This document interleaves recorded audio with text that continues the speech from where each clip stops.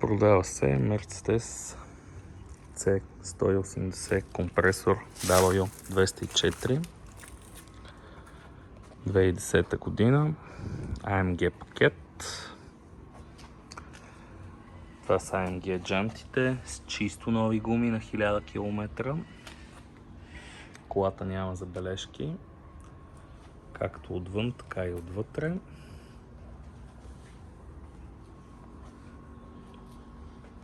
Купувана от България, поддържана е тук, много педантично.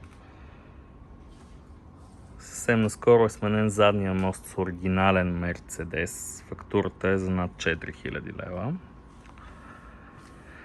Нещо, което малко собственици правят. Това има един от малкото проблеми като цяло.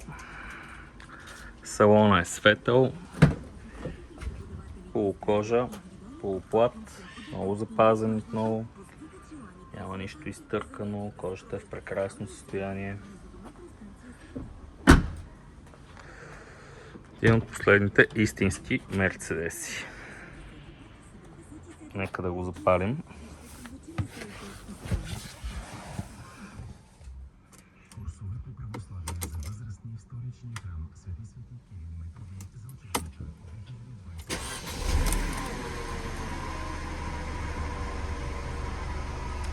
Това е средния разход, както виждате, за последните 2600 км.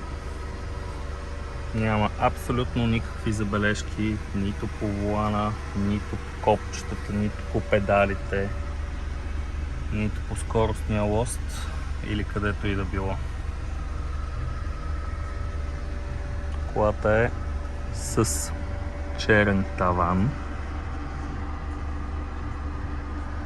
и бял салон. Колата е... Това е един габарит е изгорял. Колата е на 140 000 км.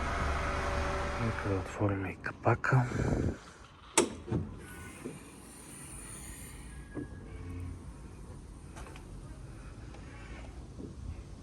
Ето го и сърчицето. Колата е изключително запазена.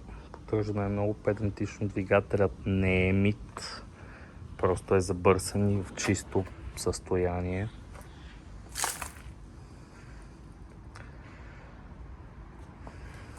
Автомобила заслужава се види с всички фактури за всички извършени обслужвания и ремонти. Мога да кажа смело, че такъв автомобил в България няма.